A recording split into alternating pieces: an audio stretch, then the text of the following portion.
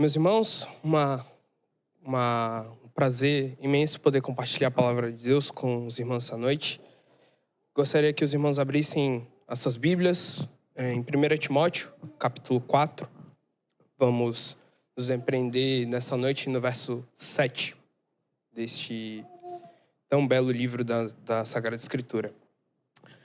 Meus irmãos, enquanto os irmãos abrem as suas Bíblias, eu gostaria de começar essa mensagem com uma história. Quero que vocês imaginem um menino de aproximadamente 6, 7 anos, vamos chamá-lo de Douglas. Imaginem o Douglas, um menino de 6, 7 anos. Os pais dele, ele chegando nessa idade, decidem tomar uma decisão. Eles decidem que Douglas vai aprender a tocar violão. Até porque eles vão na igreja e é uma excelente forma de desenvolver os dons e talentos do pequeno Douglas. Boa decisão, não é mesmo? Mas o problema é que o Douglas ele não foi consultado para essa decisão. E ele, na verdade, ele não gostou muito da ideia.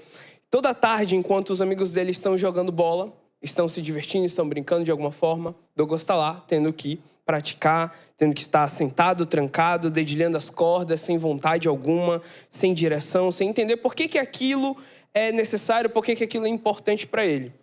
E para o pequeno Douglas, aquilo tem um nome, chama-se servidão. Fazer aquilo que ele quer que seja feito de forma obrigada, de forma contra a sua vontade. Agora vamos mudar um pouco a cena. Imagine que numa dessas tardes onde o pequeno Douglas tem que estudar e ele está com aquela cara fechada, ele receba a visita inesperada de um anjo. Esse anjo aparece para ele e o conduz numa visão. O pequeno Douglas está na Fonte Nova lotada. Um show onde ele aparece lá diante da plateia, está lá o Douglas. Não o Douglas pequenininho, entediado em aprender o violão, mas um Douglas adulto, com os dedos deslizando no violão e com toda a sua maestria conseguindo produzir um show, uma música de forma a deslumbrar toda aquela plateia. O público está de pé e a música prende a atenção daquelas pessoas. Nesse momento, a visão que o anjo traz ao pequeno Douglas se dissipa e o anjo vira para o Douglas está com um sorriso, está deslumbrado com aquela cena. E o anjo pergunta, o que você acha disso, Douglas? E o Douglas, ainda com aquele brilho nos olhos, com aquele fascínio pelo aquilo que ele acabou de ver, simplesmente consegue dizer, uau! Ele está deslumbrado com aquilo tudo. Então o anjo, ele aponta para o violão do Douglas e fala, aquele mesmo violão que ele estava praticando naquela tarde, e diz com uma pequena simplicidade, Douglas, você precisa estudar. Se você quer chegar no lugar onde eu lhe mostrei, nessa visão, você precisa estudar. Agora me diga, eu pergunto para os irmãos, né? O que muda depois dessa visão? O violão, ele é o mesmo? A sala de estar que o Douglas está praticando é a mesma? Os exercícios que ele tem que fazer no violão são os mesmos? Mas algo fundamental mudou na cabeça daquele garoto, naquele momento. O Douglas, agora ele sabe para onde ele está indo. Ele viu, através daquela visão, o alvo de onde ele poderia chegar. E a disciplina, que antes era um processo de obrigação, dele fazer aquela coisa contra a vontade dele, agora tem um propósito, tem um destino, tem uma visão à frente dele. E isso muda toda a conjuntura. E é exatamente, meus irmãos, a tensão entre a disciplina sem a direção e a disciplina com um propósito que Paulo quer resolver para Timóteo aqui no texto que eu pedi para os irmãos abrirem, 1 Timóteo 4, 7. Vamos ler juntos esse versículo, pequeno versículo. 1 Timóteo 4, 7, estou lendo na Nova Almeida atualizada. Mas rejeite as fábulas profanas e de velhas caducas. Exercite-se pessoalmente na piedade. Mas rejeite as fábulas profanas e de velhas caducas. Exercite-se pessoalmente na piedade. Senhor Deus, te agradecemos, Senhor, por mais um dia em que o Senhor nos conduz à tua casa. Agradecemos porque é um privilégio podermos estar diante do Senhor, diante dos nossos irmãos, para cultuar ao Senhor. Obrigado porque mesmo em meio a uma semana onde nós temos nossas atribuições, onde nós temos nossas obrigações profissionais, de estudo, o Senhor coloca no nosso coração, Pai, o anseio por reservarmos este momento para render louvores ao Senhor, para que possamos ouvir a Tua palavra e para que também possamos ter comunhão e oração com os nossos irmãos aqui na Tua casa, Senhor. Te peço por essa mensagem, que não sejam as minhas próprias palavras, mas o Teu Santo Espírito falando através delas, Pai. Que os meus irmãos aqui possam ser edificados e possam sair dessa noite com o coração regozijado pela Tua palavra, Senhor. É isso que nós te pedimos, te agradecemos, em nome de Jesus. Amém. Meus irmãos, um versículo pequeno, uma palavra de ordem, com alguns imperativos, mas com implicações cruciais para a nossa vida cristã. E hoje eu quero percorrer com os irmãos o caminho para a piedade. Eu quero refletir com os irmãos o que ela é, como nós chegamos até ela e o que acontece quando nós negligenciamos ou quando abraçamos de verdade em nossas vidas. Antes da gente entender o que Paulo está dizendo nesse pequeno versículo, precisamos entender para quem ele está dizendo e por que ele está dizendo. Timóteo, o endereçado dessa carta, ele era um jovem pastor da igreja de Éfeso, uma das cidades talvez mais cosmopolitas, uma das cidades mais influentes desse mundo greco-romano. E Éfeso era um centro de comércio, de cultura, mas também de uma espiritualidade completamente misturada. Existiam diversos deuses, diversas divindades ali naquela cidade. E a cidade, por si só, ela era famosa pelo templo da deusa Ártemis. E influência de diversas religiões, filosofias e misticismos. Dentro da própria igreja de Éfeso, falsos mestres haviam se insurgido ali naquela circunstância. Eles ensinavam o que é chamado de ascetismos, ou seja, proibições de certos alimentos, celibato forçado, e ao mesmo tempo eles desenvolviam diversas discussões teológicas que não edificavam ninguém. É por isso que o apóstolo Paulo, inclusive, escreve a carta aos Efésios, buscando combater diversos desses ensinamentos que eram difundidos por falsos mestres ali naquela igreja. E Paulo chama isso, todos esses ensinamentos, de fábulas profanas e de mitos de velhas caducas. Ensinamentos que muitas vezes soavam espirituais, mas não havia substância. Que dão a aparência de piedade, mas não produziam frutos reais. Não produziam transformação real na vida daqueles irmãos.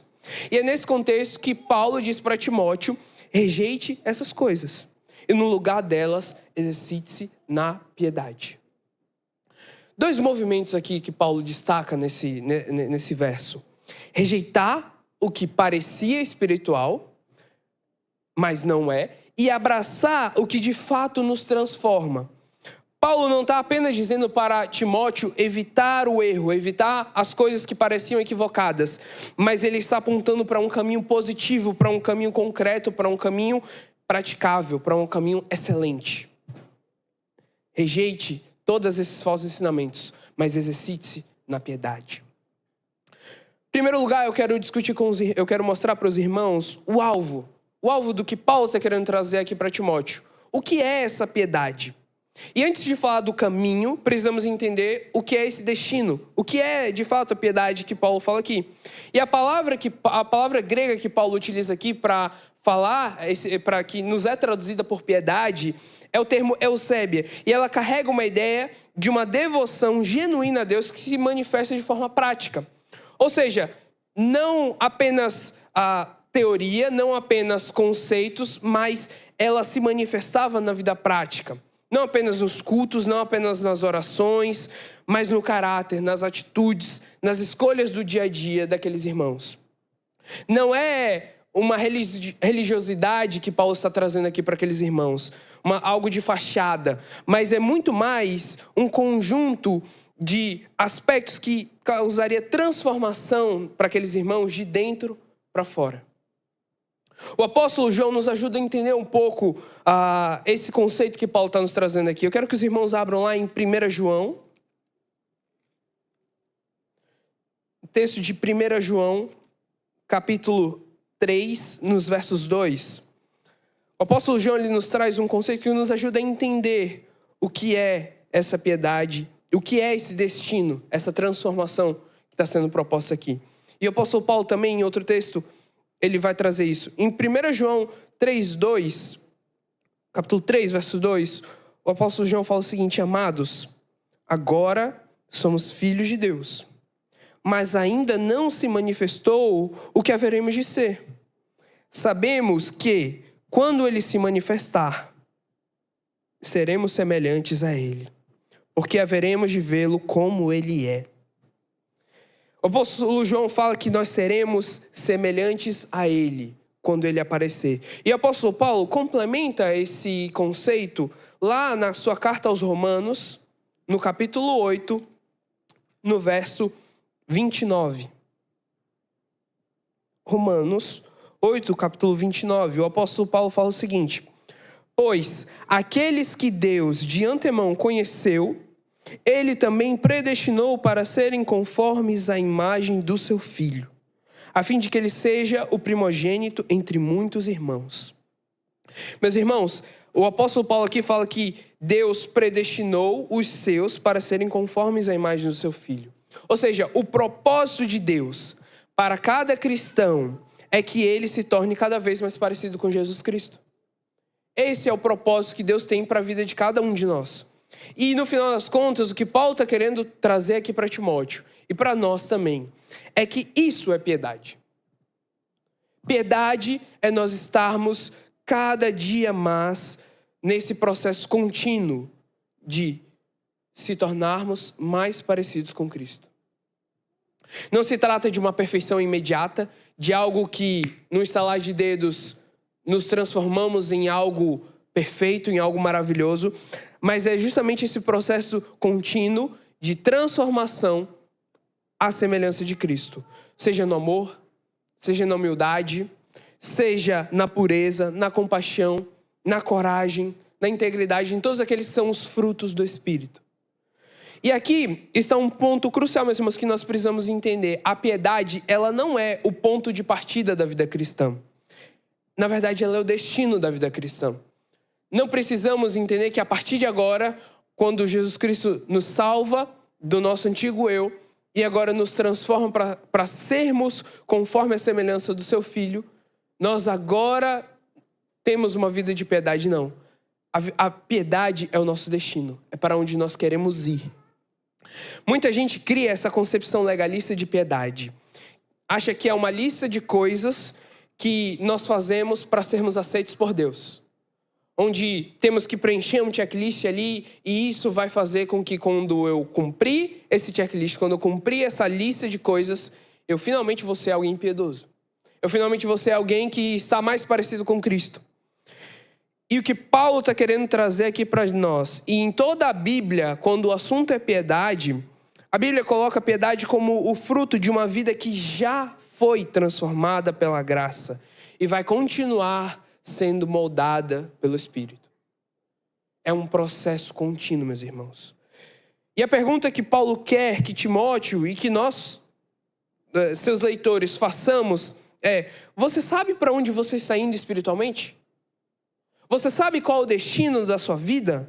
O destino para você está claro a partir do momento onde você embarca nesse trem, embarca nesse ônibus da vida cristã? Está claro o destino para qual você vai caminhar? Para onde você está indo? Porque a disciplina sem um destino, como eu tentei ilustrar com a história do início do pequeno Douglas, é plena servidão. Lembra do Douglas sofrendo no violão, sem saber para onde ele vai? É essa imagem perfeita do cristão que ora por obrigação, do cristão que lê a Bíblia por culpa, por simplesmente um hábito, por vir ao culto por um hábito sem sentido nenhum, por uma rotina, sem entender que tudo isso que nós fazemos tem um alvo mais glorioso, que é ser como Jesus, se parecer com Ele, agir como Ele agiu, sermos transformados pelo seu caráter. Em segundo lugar, meus irmãos, eu quero caminhar para o meio pelo qual nós chegamos a esse destino. quase como se fosse o transporte que nos leva a esse objetivo, que são as disciplinas espirituais. Então, se a piedade é o destino, Paulo nos diz qual é o caminho. Ele fala, exercite-se. E o verbo aqui que Paulo usa é o verbo ginazo. Talvez alguns irmãos ouçam essa palavra e remetam à palavra justamente ginástica. É de onde vem a raiz dessa palavra, ginástica. E ele é de fato um termo atlético. Paulo está dizendo, no final das contas, o que ele está querendo nos mostrar é que a vida espiritual exige o mesmo esforço intencional, regular e progressivo que um atleta necessita para colocar o seu treinamento físico em prática.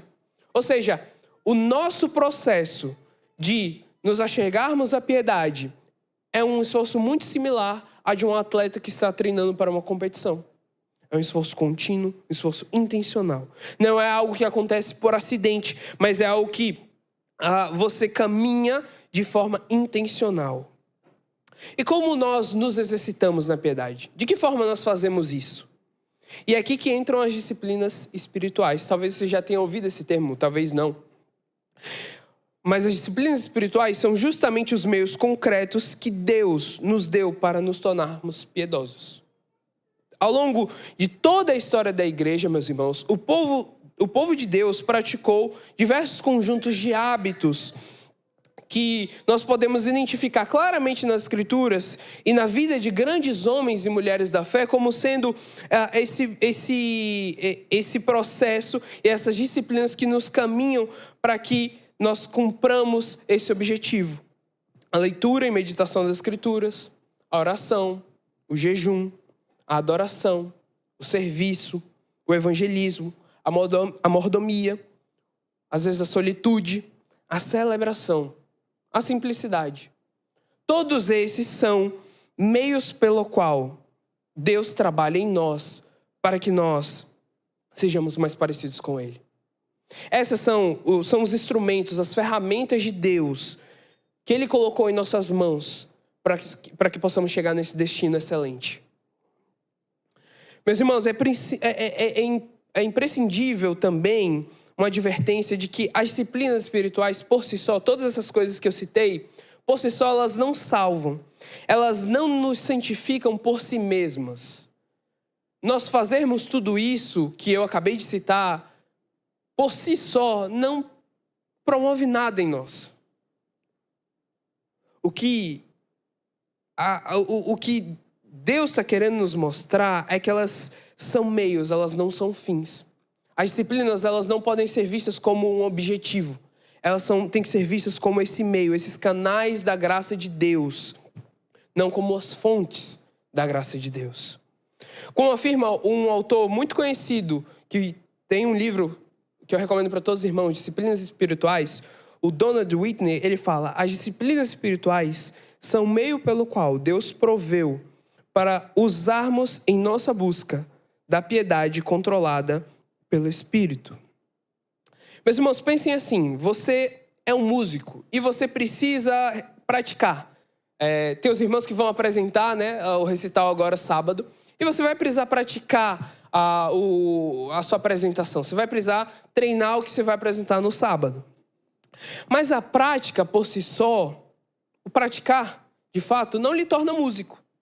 Você só praticar na sua casa, você só exercitar aquilo ali, não faz de você um músico.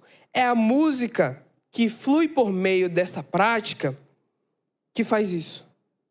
É a música que dá esse sentido.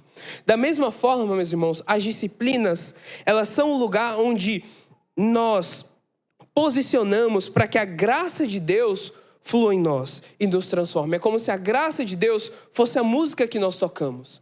O tocar por si só não é o nosso objetivo. O nosso objetivo é a música que sai a partir daquilo. E é isso que o apóstolo Paulo está querendo nos mostrar por meio desse conceito das disciplinas espirituais. Outro ponto importante é que as disciplinas são o caminho pelo qual buscamos a Deus. E é Deus quem opera essa transformação. Meus irmãos, você não pode se tornar piedoso pela sua força de vontade. Não vai ser o quanto você coloca de esforço em ler a Bíblia, em orar, em evangelizar. Não é o esforço que você empenha em tudo isso que vai te transformar que vai te fazer piedoso. O que faz com que você seja piedoso é única e exclusivamente a graça de Deus. Mas você também não pode ficar esperando que tudo caia do céu e você fique sentado e as coisas venham de bandeja para você. Há uma cooperação aqui, meus irmãos. Nós exercitamos, mas Deus que transforma o nosso coração. É Deus quem opera a transformação no nosso ser, no nosso espírito. Pense, talvez, nos grandes nomes da fé cristã ao longo da história. Agostinho, João Calvino, Martin Lutero, John Bunyan, George Whitefield, Jonathan Edwards, Charles Spurgeon. O que todos esses homens, meus irmãos, tinham em comum? O que todos eles fizeram? O que chama a atenção na vida desses homens para que eles sejam lembrados até hoje? Não só por teólogos, mas pela igreja de fato. Todos eles eram pessoas profundamente disciplinadas. Todos eles tratavam a oração, a leitura das Escrituras e outros hábitos espirituais como prioridades inegociáveis das suas vidas. Meus irmãos, a pergunta que tudo isso gera para o nosso coração diante disso é: você tem os meios de graça regulares em sua vida? Sem tratado desses meios que Deus conduz a graça dele em sua vida de forma realmente contínua? Você tem levado tudo isso a sério? Eu não estou perguntando aqui se você tem sido perfeito nisso. Não é esse o critério que as Escrituras trazem ao lidar com uma vida de piedade. Não, o que a Bíblia está exigindo quando ela pede para que quando Paulo nos convida a exercitarmos na piedade, ele não está perguntando se nós somos perfeitos. Mas a pergunta aqui é: será que nós somos intencionais nisso? Será que nós tratamos isso de fato como algo que nós só fazemos quase como o nosso famoso cantor Zeca Pagodinho fala: deixa a vida me levar, a vida leva eu? Ou nós tratamos a vida espiritual, nós tratamos as disciplinas espirituais de forma séria, de forma intencional, de forma a colocar isso em prática, porque nós estamos sedentos para que Deus haja e para que Deus transforme a nossa vida? Há um horário para a leitura da palavra na sua vida? Há a prática contínua e constante da oração? Há um comprometimento com o culto público, com o serviço na casa do Senhor, com o serviço para com a sua comunidade? Meus irmãos, a piedade ela não acontece por acidente. Nós não temos como ser piedosos de forma passiva. Ela precisa ser cultivada intencionalmente nas nossas vidas. Se nós queremos chegar nesse alvo de caminharmos para uma vida piedosa, para uma vida mais parecida com Jesus, isso precisa ser intencional em nossos corações. Mas além disso, meus irmãos, existe um perigo de quando nós negligenciamos tudo isso que eu estou falando aqui para os irmãos e que o apóstolo Paulo está nos ordenando. O apóstolo Paulo diz: exercite-se. Ou seja, é um imperativo, é uma ordem. E toda ordem carrega implicitamente um aviso que há um perigo real quando nós não obedecemos essa ordem. Deixa eu contar uma história. Existiu no século XIX um dos maiores poetas intelectuais da Inglaterra, chamado Samuel Taylor Coleridge. Ele tinha uma mente extraordinária, meus irmãos. Ele tinha... Todos que conviviam com ele tinham a convicção e ficavam maravilhados com a sua erudição, com a sua criatividade, com a sua capacidade de pensar. Mas Coleridge tinha um problema muito grave. Ele não se submetia à disciplina. Ele não tinha disciplina como um valor para a sua vida. Ele lançou um jornal chamado The Watchman, no tempo que ele viveu ali na Inglaterra. E esse jornal durou apenas 10 edições, depois foi extinto. Ele prometia para os editores volumes inteiros de obras, e esses livros nunca saíam. Ele dizia que tudo estava completamente guardado na transcrição da sua mente. Ele tinha todas as informações ali. Sobre ele disseram: ele se perdeu em visões de trabalhos a executar que sempre permaneciam por ser realizados. Coleridge tinha todos os dons poéticos, exceto um: o dom do esforço constante e concentrado. Meus irmãos, aquele homem, ele tinha tudo que ele precisava para ser brilhante. Tudo que precisava para ser genial. Ele só não tinha disciplina. Ele só não tinha constância. E, meus irmãos, ninguém jamais alcançou a excelência sem disciplina. E ninguém que atingiu a excelência conseguiu se manter excelente sem disciplina. É só olhar para a própria analogia que o Paulo faz aqui, é com atletas. Olhe para os atletas de alto desempenho. A gente está acompanhando agora a Copa do Mundo, né? Atletas do mais alto nível competindo no mais alto nível do futebol mundial. Com certeza, para aqueles homens chegarem ali, eles precisaram pagar um preço. Eles precisaram se colocar no nível de dedicação acima da média. Esse é o convite que Paulo está fazendo aqui. Este é o convite que a palavra de Deus nos faz quando se trata da vida de piedade. Agora, vamos trazer esse princípio para a nossa vida espiritual. Quantos cristãos nós temos visto vamos nos incluir nessa avaliação, que possuem dons espirituais genuínos, mas que produzem muito pouco fruto nas suas vidas? A Bíblia diz que a todos os crentes foram dados os dons espirituais. Nós temos visto isso ao longo das pregações anteriores de 1 Coríntios, nos domingos pela manhã. Mas a simples presença dos dons, meus irmãos, não garante fruto nenhum. Você pode ser muito bom em diversas coisas, mas não dá fruto nenhum. Não colocar o seu dom à disposição do reino. Assim como esses dons naturais desse poeta que eu trouxe para vocês não produziram poesia nenhuma, os dons espirituais não podem produzir frutos sem disciplina, meus irmãos. A negligência das disciplinas espirituais não é uma opção neutra, onde eu permaneço aqui meio que em cima do muro. Ela tem consequências reais quando nós não exercitamos as disciplinas. Afastamento de Deus, endurecimento do nosso coração, vulnerabilidade ao pecado, fraqueza espiritual. Meus irmãos, se nós oramos por maturidade espiritual e nós não nos empenhamos em desenvolver as disciplinas espirituais que são necessárias para esse amadurecimento, meus irmãos, essas orações são vãs. Esse desejo é vão. Esse desejo, ele não é genuíno. O crente que não se disciplina espiritualmente pode até parecer bom por um tempo. Pode até ter uma aparência espiritual. Pode até parecer alguém que está super envolvido nas coisas do Senhor. Mas com o tempo, meus irmãos, a distância de Deus vai se tornando evidente. E isso vai cobrar um custo na vida daquela pessoa. Isso vai cobrar um custo na nossa vida, quando nós não nos empenhamos nisso. Vale a pena fazer uma avaliação honesta do nosso coração e da nossa vida agora, meus irmãos.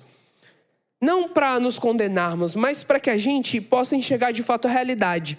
Há quanto tempo que você não tem uma leitura bíblica regular? Há quanto tempo que você não se dedica em de fato ler a Escritura continuamente? Há quanto tempo que a sua oração se resume em: Senhor, abençoe esse alimento. Em nome de Jesus, amém. Senhor, me dá uma boa noite de sono. Abençoa a minha família. Em nome de Jesus, amém. Orações automáticas. Orações que não têm intencionalidade. Não desejam de verdade o Senhor. Um relacionamento com o Senhor. Se a oração é o nosso movimento de nos achegarmos e falarmos com Deus, e nossas orações simplesmente se resumem a essas frases curtas, frases que nós sempre repetimos a mesma coisa, já parou para perceber quanto às vezes nós repetimos os mesmos jargões nas nossas orações? Se nossas orações são somente isso, meus irmãos, nós não estamos sendo intencionais com o Senhor das nossas vidas. Meus irmãos, nós precisamos entender que nós precisamos praticar as disciplinas espirituais. E agora nós chegamos talvez ao ponto mais libertador dessa mensagem. A recompensa que vem através de uma vida de piedade. A liberdade, meus irmãos, vem pela disciplina. Muitos cristãos olham para as disciplinas espirituais talvez com aquele olhar que o pequeno Douglas tinha com o violão. Isso para mim é uma prisão. Isso para mim é pesado, é chato, é sem graça. Não tem valor nenhum. Oração todo dia? Para que isso? Leitura bíblica toda manhã? Eu estou ainda acordando, eu estou tentando despertar aqui, nem estou funcionando direito. Meus irmãos, às vezes isso não parece liberdade. Na verdade, vai parecer para muitos, talvez uma religiosidade que escraviza a gente, né? Mas Richard Foster, que é talvez um dos maiores teólogos do século XX, e nos seus livros mais influentes sobre esse tema, sobre piedade, ele chama as disciplinas espirituais de uma porta de libertação. E ele está absolutamente certo nesse conceito que ele cria, meus irmãos. Pensa no violinista profissional. A gente falou do pequeno Douglas, que estava naquele processo de aprender. Pensa num violinista profissional. Quando você assiste alguém como esse grande concertista tocar um arranjo complexo de uma grande composição, com seus dedos voando pelas cordas, com uma leveza que parece sobrenatural, você talvez pense, que preso esse homem é aquelas notas musicais. Você pensa isso? O que nós pensamos é, nossa, que livre, como ele é livre para passar por aquelas notas, passar por essa música como se fosse algo, como se ele estivesse totalmente leve, totalmente liberto. E no final das contas, meus irmãos, nessa ilustração, ele é livre para fazer com o violão aquilo que a maioria das pessoas jamais conseguiria. O que a dedicação dele levou ele a desfrutar. E é essa liberdade que custa anos e anos e anos de disciplina. Pode perguntar para qualquer uma das pessoas que toca aqui no louvor da nossa igreja. É custoso, é difícil? Não exige horas e horas de prática para conseguir chegar aqui e tocar diversos instrumentos, tocar músicas belíssimas? Da mesma forma, meus irmãos, o cristão disciplinado, ele é livre de maneiras que o cristão indisciplinado jamais, nunca poderá experimentar. Ele é livre para citar as escrituras no momento de tribulação, porque ele se disciplinou para memorizar a palavra. Ele é livre para orar com intimidade ao Senhor e com a profundidade, porque ele criou esse hábito da oração na sua vida. Ele é livre da insensibilidade espiritual, porque ele praticou justamente esse silêncio e a meditação diante de Deus. Meus irmãos, Elton Trueblood colocou muito bem, falando também desse assunto sobre as disciplinas espirituais, que somos muito mais livres quando estamos sob a imposição da disciplina. Não a imposição de outros sobre nós, mas a disciplina que nós escolhemos abraçar. E Elizabeth Elliot, que é uma autora muito conhecida pelos seus livros, acrescenta que a liberdade e a disciplina passaram a ser considerados opostos, quando, na verdade, a liberdade e a disciplina passaram a ser considerados opostos, quando, na verdade, a liberdade é a recompensa final da disciplina. Meus irmãos, quanto mais disciplinados nós somos, mais libertos nós somos. Ao enfatizar que a disciplina é o preço da liberdade, nós não esquecemos que a liberdade é justamente a recompensa. A recompensa da disciplina. Jesus, meus irmãos, foi o homem mais disciplinado que existiu. Ele acordava cedo para orar, ele se retirava em silêncio, ele jejuava, ele conhecia profundamente as Escrituras e, ao mesmo tempo, ele foi o homem mais alegre, o homem mais apaixonado, o homem mais vivo que pisou nessa terra. Ele foi aquele pelo qual nós olhamos e retratamos como o homem perfeito. E se a sua ideia de cristão disciplinado é uma ideia de alguém que é robótico, carrancudo, sem alegria, então você não está pensando em Jesus. Porque quando nós pensamos em alguém disciplinado, nós temos que pensar no próprio Cristo, no Filho de Deus. A disciplina não nos torna menos humanos, meus irmãos. Ela nos torna mais parecido com o melhor humano que já existiu. Nos torna mais parecidos com Jesus. Meus irmãos, voltemos à história do Douglas lá do início. Depois daquela visão que o anjo trouxe para ele, tudo mudou. Não as circunstâncias externas, o violão era o mesmo, a sala onde ele praticava as suas aulas ali, os seus exercícios de violão, era exatamente o mesmo. Os exercícios dele continuavam sendo os mesmos também. Mas o pequeno Douglas sabia que agora, para onde ele estava indo, qual era o seu destino, qual era o seu objetivo. Isso transformou completamente a forma como ele encarava aquela tarde de prática, aqueles momentos onde ele precisava se dedicar. O que antes era algo que ele fazia por obrigação, tornou-se um caminho para algo glorioso. E a mensagem de Paulo para Timóteo, meus irmãos, e para nós também, é exatamente essa. Você, cristão, que já foi salvo pela graça de Deus, você não precisa se esforçar para ser aceito por Deus, você já foi aceito. Você é chamado agora para crescer, para se desenvolver, para ser transformado, para ser cada vez mais parecido com Cristo. Esse é o nosso objetivo, esse é o nosso chamado. E Deus, em sua bondade, em sua extrema misericórdia, Ele não nos deixou sem meios para que isso acontecesse, meus irmãos. Ele nos deu as disciplinas espirituais, essas práticas concretas, acessíveis, bíblicas, como o caminho pelo qual a sua graça flui para o nosso interior, para nossas vidas. E o ouro da piedade, meus irmãos, não está nessa superficialidade do cristianismo, esse cristianismo cultural que muitas vezes enxerga a vida cristã como diversas regras que nós precisamos seguir. Mas olha para tudo isso, para que nós possamos viver de forma intencional. E tudo isso é encontrado em um lugar mais profundo, não é encontrado nessa superficialidade. É encontrado por aqueles que decidem se dedicar, por aqueles que decidem escavar com as ferramentas da disciplina, dia após dia, semana após semana, mês após mês, ano após ano, sendo aperfeiçoados, sendo moldados para se tornarem mais parecidos com Jesus. Esse é o desafio da nossa vida. Esse é o convite que o apóstolo Paulo tem para nós. Meus irmãos, mais uma vez, isso não significa perfeição, mas isso significa intenção. Significa acordar amanhã cedo, abrir a Bíblia, porque você sabe para onde você está indo. Você sabe qual é o seu objetivo. Significa se ajoelhar em mais um momento de oração, porque você quer conhecer a Deus mais profundamente. Você quer ter o seu coração moldado pela palavra. Você quer orar ao Senhor, não para que Ele atenda aos seus desejos, não para que Ele cumpra as suas necessidades, mas você quer orar ao Senhor, porque você não pode viver uma vida que esteja afastado do relacionamento com Deus da sua vida. Esse tem que ser o desejo do coração.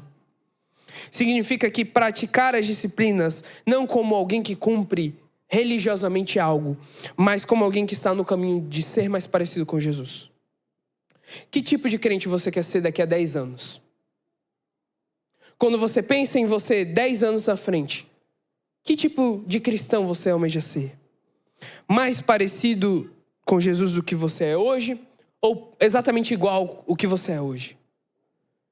A resposta a essa pergunta, meus irmãos, é construída agora, nas escolhas diárias, nos hábitos que nós cultivamos, no exercício fiel dessas disciplinas espirituais. E Paulo diz, exercita-te na piedade. Ele não fala tente, ele não fala pense sobre isso, exercite-se. Uma ordem. E o caminho está diante de nós, meus irmãos. Que Deus nos dê a graça para caminhar nesse caminho de nos parecermos mais com Ele. Amém. Senhor Deus, te agradecemos, Senhor, porque a Tua palavra nos confronta nessa noite, Senhor. A analisarmos a nossa vida, Senhor, e percebermos que talvez em diversas áreas da nossa vida nós não temos sido fiéis ao Senhor. Nós temos olhado para a nossa vida e muitas vezes buscarmos o que é mais conveniente. Nós temos buscado o que é mais fácil. Nós não temos buscado, Senhor, de fato, nos exercitarmos na piedade. Não temos olhado para o Senhor com a primazia, com a prioridade que o Senhor tem em nós. Nós constantemente estamos querendo, Pai, desenvolver as coisas pelo nosso próprio esforço, pelo nosso desempenho, pelas nossas próprias capacidades, Senhor. Mas a Tua palavra nos fala, Pai, para que nós nos livremos de todas essas falsas doutrinas, esses falsos ensinamentos que nós construímos, Senhor. De que por meio de algum esforço nosso, nós podemos nos achegar a Ti, Senhor. Tua palavra fala que nós precisamos nos livrar disso e nos exercitarmos na piedade, Senhor. Nos ajuda. Ajuda cada irmão aqui presente nessa noite, aqueles que nos assistem pela internet, Pai. Para que essa palavra chegue aos corações, Senhor. E que a partir de hoje nós possamos entender a necessidade que as disciplinas espirituais têm em nossa vida. E possamos entender que sem elas, Pai, nós não podemos nos chegar a Ti. É através delas que o Senhor é moldado em nós, que a Tua graça flui pelas nossas vidas. Que nós não nos apoiemos nos nossos esforços, mas entendamos o quão importante essas disciplinas são para moldar Cristo em nós. E sejamos, Senhor, com os nossos corações nisso. Não deixe que as coisas deste mundo, Pai, nos atrapalhem, os nossos desafios profissionais, os nossos objetivos fúteis, Pai. Nos atrapalhem de entender que o maior alvo, o maior destino, o maior objetivo, o maior propósito de nossas vidas, Pai, é que nós sejamos mais parecidos com o Senhor Jesus. Molda em nós essa concepção, essa realidade de que é isso que o Senhor mais quer para nossas vidas. É isso que nós te pedimos, te agradecemos em nome de Jesus. Amém.